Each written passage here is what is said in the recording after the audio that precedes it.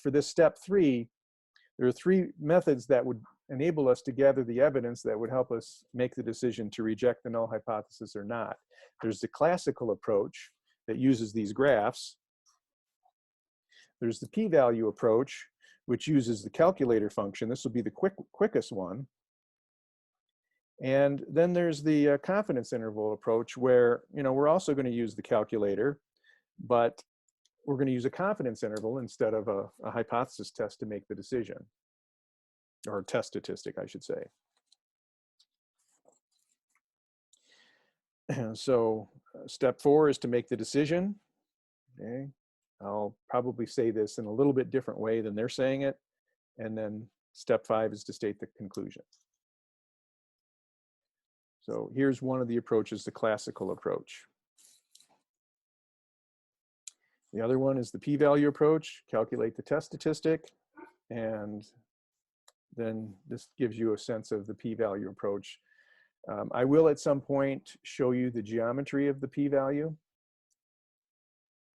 but here's something that you might want to just start to remember.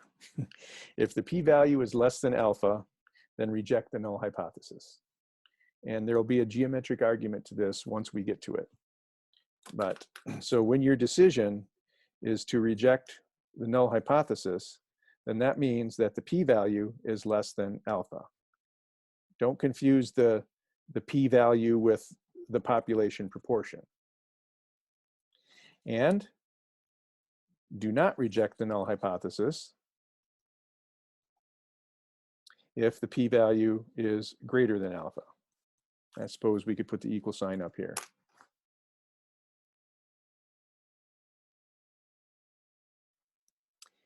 And the last thing on this worksheet, it tells you the calculator function that you should use if you're ever going to be interested in calculating the test statistic and the p-value. By the way, you might recognize this test statistic up here. This is just a z-score. I would normally write it this way: p hat minus p sub 0 divided by the standard error term, p0, q0 all over n. Let's see, q0 is 1 minus p0. Test statistic. Every test we do and every calculator function we run, the first thing it reports out is the test statistic, and the second thing is the p-value. And you'll get very comfortable as we work through more problems. A similar worksheet has been attached for section 10.3. Oh, there we go. Okay, notice that, here's mu0. This number is going to be the same in the null and alternative hypothesis. Two-tailed test not equal to, left-tailed test less than, right-tailed test greater than. But the null hypothesis is always the same. Level of significance. They draw your attention to the level of significance alpha on the seriousness of making a type 1 error. Alpha is in fact the probability of making an error, in this case a type 1 error only.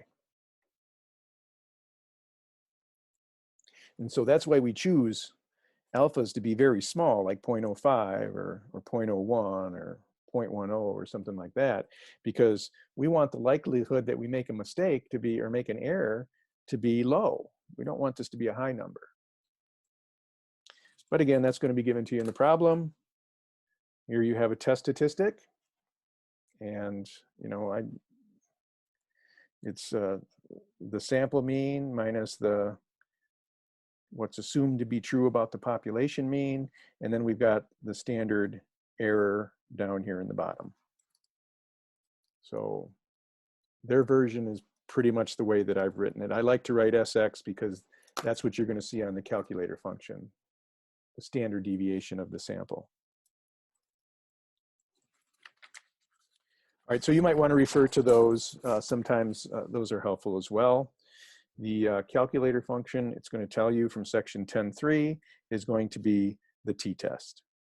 T-test is very, very common test that used with numerical data. All right, the first one here I'm going to do very quickly, just because I want to show you how fast you can go through these, and I'll use the p-value, and then we're going to step back and we're going to go through another example in a lot more detail, and stopping along the way to show you the different approaches. So you should see this problem on one of the worksheets. And let me just read through it so that we understand what's going on here. And then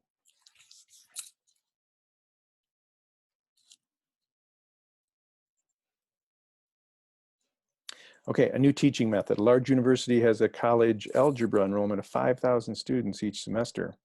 Because of space limitations, the university decides to offer college algebra courses in a self-study format in which students learn independently, but have access to tutors and other help in the lab setting. Historically, students from traditional college algebra scored 73.2 points on the final exam. That's kind of the average, 73.2 out of 100, I would assume. And the coordinator of the course is concerned that test scores are going to decrease in this new format. At the end of the first semester, using the new delivery system, we have 3,851 students. We're going to be treating the students from this semester as a random sample of all students that take college algebra. Took the final exams and had a mean score of 72.8, and the standard deviation of that same group of students was 12.3. Treating these students as a simple random sample of all students, determine whether or not the scores decreased significantly. So in here, where it says determine whether or not the scores decreased significantly, you want to turn that into a claim. And so instead of determine whether or not, we're just going to say the claim is that the scores decreased on average significantly. Here you see the alpha in there. Do you think the decrease in scores has any practical significance? Okay, well, we can answer that question to begin with. You know, we may find that we reject the null hypothesis and find a statistically significant difference between our sample and the population average. But is there really a difference between a student on average who gets 72.8 and a student that gets 73.2? Well, probably not. Both of these students are probably going to, on average, get the same grade. And so it's not really going to, even if we have evidence to say that the new system did in fact hurt student scores, it didn't hurt them by much. And there's probably no practical hurt going on here. All right, so that's kind of the whole problem. Now let's go through the 5 steps. You're going to have an A, B, C, D, and E here, I think. They're not directly going to be linked to the 5 steps, but you can see problem A here is to state the claim mathematically, to write the hypotheses, identify which hypothesis is the claim, and then define all. So this is step 1, writing the hypotheses. So the null and the alternative. The claim was that the scores would decrease significantly.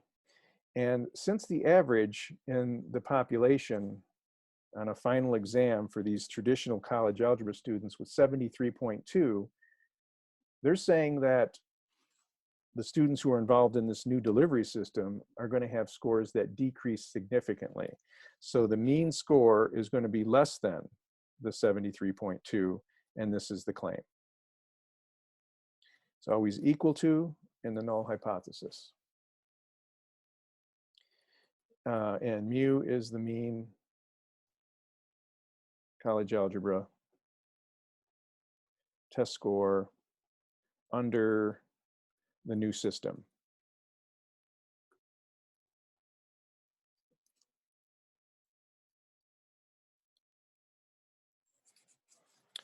All right.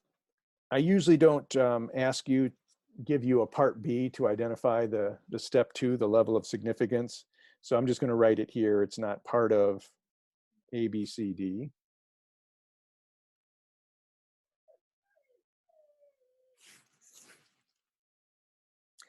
Part B is where we begin step 3. So there's a lot of work to be done in step 3. This is where we gather the evidence. I'm going to hold off on identifying the sampling distribution and everything here, and I'm going to go right to the p-value. And so this is a claim about a mean, and so we are going to use the t-test. The t-test is the calculator function, the name of this test. It's a claim being made about a single mean, and the t-test is what we use. So I'm going to get my calculator out here and hit the stat key. And then most of what we do for the rest of the course, all of our test statistic p-value calculations will originate from the tests menu. And you can see t-tests is number 2. So just like we had with the confidence intervals, are these numerical data values, which would represent, average test scores? Are you going to give me the summary statistics, or are you going to enter in all those data values into a list? Well, we've got the summary statistics. So the input that we're going to use here is stats. Now, one of the things that you're going to see that does not appear in the confidence interval menu is this one right here. And what it says is, what is your mu0? What is your mu0? What they're asking for is, what is the number in the null hypothesis? That number right there is the mu0. That's what the mean is claimed to be, 73.2. And then you are asked for the summary statistics, which involve the sample mean, the sample standard deviation, and the sample size. So those we get from right up here. We picked out that information from the problem. Make sure you put them in the right spot. The sample mean was 72.8. The sample standard deviation was 12.3. And the sample size was the 3851.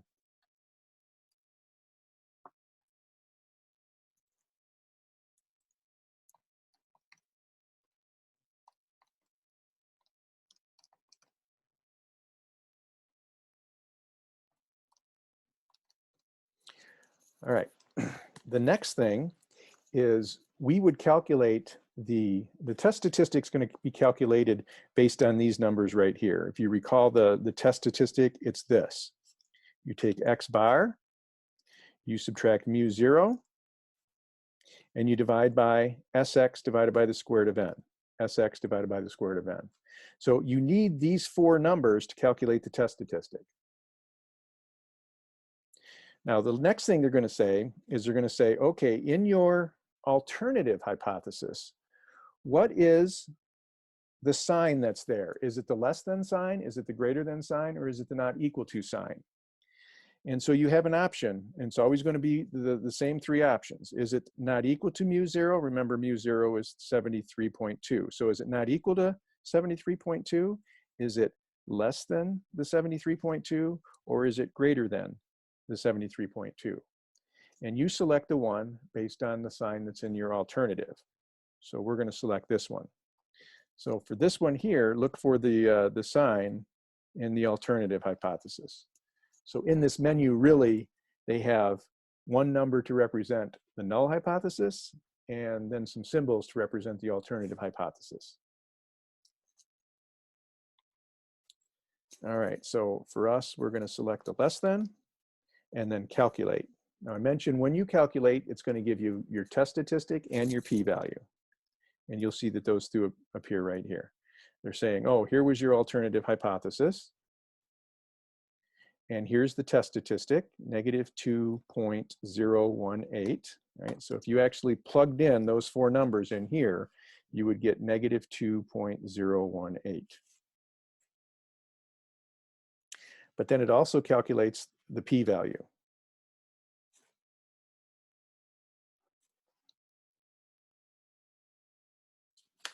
All right. So I'm going to go down to part C. It says, find the standardized test statistic. That's our T0.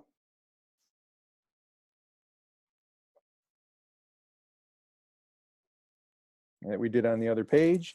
And we found that to be negative 2.018. And the p-value. The p-value, notice on the calculator, the p-value, it just says p. But the p-value will always be the second thing that's calculated after the test statistic. And you can see that it's 0.02, I'll call it 2.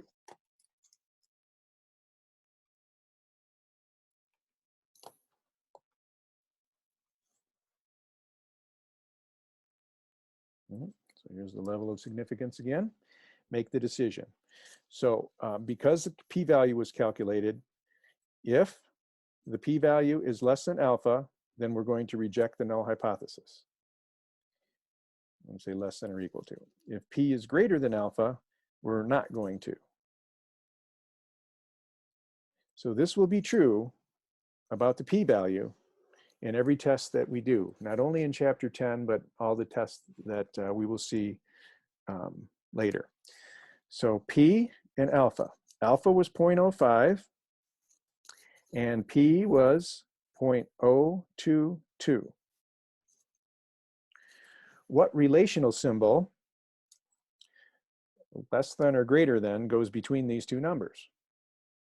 Which one's larger? Which one's smaller?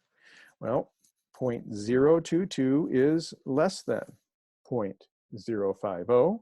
So the sign that goes between p and alpha is the less than sign. And if p is less than alpha, then we're going to reject the null hypothesis. So do you reject or not reject the null hypothesis? The answer, we're going to reject. And the reason is since p is less than alpha.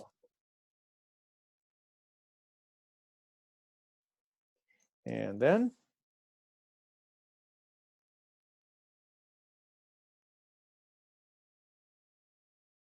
interpret your results. So remember what we did at the beginning? This is the step 5. And all of these are more related to step 3. So step 3 is going to be the long one. Oops, this is step 3 up here. This one here is where we make the decision. That's step 4. So step 4 is this one, step 5 is this one, step 3 is this one, and where we gather all the evidence and put them into the test function, the calculator function.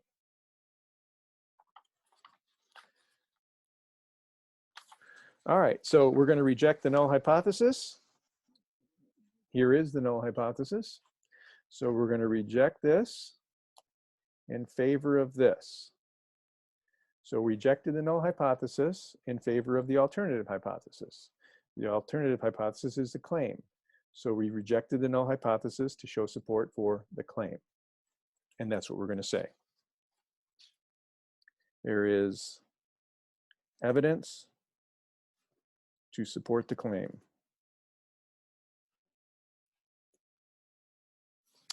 That, what was that claim again? So there it is. I can just take those words and write them down. The mean college algebra score under the new system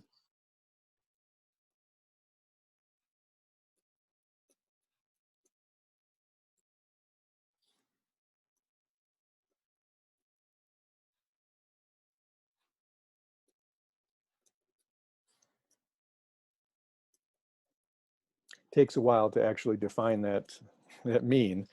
But there's evidence to support the claim that the mean final exam score under the new system is less than 73.2. Is less than 73.2. So this is probably why they said, does there appear to be some practical significance between, because what we did here is we rejected the null hypothesis, so there was a statistically significant difference, and the reason for that is that we had such a very, very high sample size. It doesn't take a whole lot of difference between the sample mean and what is hypothesized to be the population mean, there can be just a very small difference, like what, 0.73 versus 72, 0.4 of a grade point less, even though it's just a little bit less, that little bit less there turned out to be statistically significant. But for all practical purposes, there's very little practical significant difference between 73.2 and 72.8. So those were the 5 steps done quickly. And I want to go to another problem, but instead of using just going quick and using the p-value approach, I want to use what they call here the classical approach. And so where you see this idea of drawing the sampling distribution and all of this, this is called the classical approach, where what we did here is the p-value approach. The p-value approach is much faster because you can just punch everything into the calculator and the p-value is returned to you, and then you can make your decision based on this criteria. We probably won't get to it today, but there could be a situation where we'll use the confidence interval method.